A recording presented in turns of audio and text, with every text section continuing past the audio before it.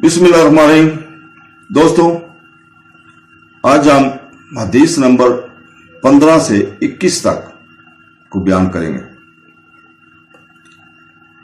तो दोस्तों, हदीस नंबर 15 में बुखारी साहब फरमाते हैं, हमें हदीस बयान की याकूब बिन इब्राहिम ने, इनको इब्ने अलिया ने, वो अब्दुल अजीज बिन साहब से रवायत करते हैं, वो अनस रजी अल्लाह ताला अन्हु से, वो नबी करीम सल्लल्लाहु अलैहि वसल्लम से नकल करते हैं, और हमको आदम बिन अबी इयास ने हदीस बयान की। इनको शबा ने, वो कतादा से नकल करते हैं, वो अनस रजी अल्लाह ताला अन्हु से कि नबी करीम सल्लल्लाहु अलैहि वसल्लम ने फरमाया, तुम में से कोई शख्स ईमानदार ना होगा जब तक इसके वालिद और इसकी औलाद और तमाम लोगों से ज्यादा इसके दिल में मेरी मोहब्बत ना हो जाए।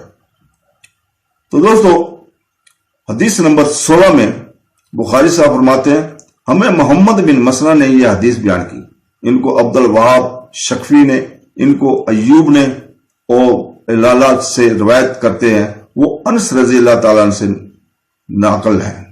वो नबी करीम सल्लल्लाहु अलैहि वसल्लम से, आप सल्लल्लाहु अलैहि वसल्लम ने फरमाया, 3 खसलतें ऐसी हैं कि जिसमें ये पैदा हो जाए, इसने ईमान की मिठास को पा लिया। अव्वल ये कि अल्लाह और इसका रसूल इसके नजदीक सबसे ज्यादा महबूब बन जाए। दूसरा ये कि वो किसी इंसान से महज अल्लाह की रजा के लिए मोहब्बत रखे। तीसरा ये कि वो कुफर में वापस लौटने को ऐसा बुरा जाने जैसा कि आग में डाले जाने को बुरा जानता है।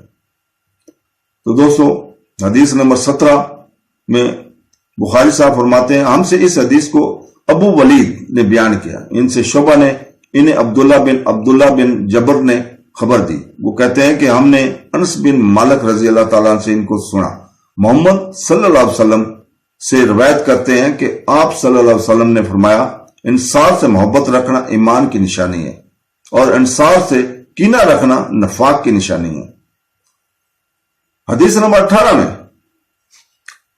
बुखारी साहब फरमाते हैं, हमसे इस हदीस को अबुल मियान ने बयान किया। इनको शैब ने खबर दी, वो ज़ैरी से निकल करते हैं। इन्हें अबू अदरीस अब्दुल्लाह बिन अब्दुल्ला ने खबर दी कि अबादा बिन सामत रजी अल्लाह ताला अन्हु बदर की लड़ाई में शरीक थे और ललकर के 12 नकीबों में से थे। फरमाते हैं कि रसूल पाक सल्लल्लाहु अलैहि वसल्लम इस वक्त जब आपके गिर्द सहाबा की एक जमात बैठी हुई थी, फरमाया कि मुझसे बैत करो इस बात पर कि अल्लाह के साथ किसी को शरीक ना करोगे, चोरी ना करोगे, ज़िना ना करोगे, अपनी औलाद को कत्ल ना करोगे और ना अमदन किसी पर कोई नाहक बर्तान बांधोगे और किसी भी अच्छी बात में अल्लाह की नाफरमानी ना करोगे। जो कोई तुमसे इस अहद को पूरा करेगा तो इसका सवाब अल्लाह के जिम्मे है, और जो कोई इन बुरी बातों में से किसी का अर्तकाब करे और इस दुनिया में इस्लामी कानून के तहत सजा दी जाएगी, ये सजा इसके गुनाहों के लिए बदला हो जाएगा। और जो कोई इनमें से किसी बात में मुब्तला हो गया और अल्लाह ने इसको गुनाह को छुपा लिया, तो फिर इसका मामला अल्लाह के हवाले है, अगर चाहे मामला माफ करे और अगर चाहे सजा दे। अबादा कहते हैं कि फिर हम सब ने इन सब बातों पर आप सल्लल्लाहु अलैहि वसल्लम से बैत कर ली। अपना हदीस नंबर 19 में बुखारी साहब फरमाते हैं, हमसे इस हदीस को अब्दुल्ला बिन मुसलमान ने बयान किया। उन्होंने इसे मालिक रहमुल्लाह से नकल किया। उन्होंने अब्दुर्रहमान बिन अब्दुल्ला बिन अबी सम्मास, उन्होंने अपने बाप अब्दुल्ला रहमुल्लाह से, वो अबू सईद खदरी से नकल करते हैं कि रसूल पाक सल्लल्लाहु अलैहि वसल्लम ने फरमाया, वो वक्त करीब है जब मुसलमान का सबसे उम्दा माल इसकी बकरियां होंगी, जिनके पीछे वो पहाड़ों की चोटियों और बरसाती वादियों में अपने दीन को बचाने के लिए भाग जाएगा। हदीस नंबर 20, इसमें बुखारी साहब फरमाते हैं, यह हदीस हमसे मोहम्मद बिन सलाम ने बयान की। वो कहते हैं कि इन्हें इसकी अब्दा ने खबर दी। वो बशाम से नकल करते हैं। बशाम आयशा रजी अल्लाह ताला अन्हा से वो फरमाती है कि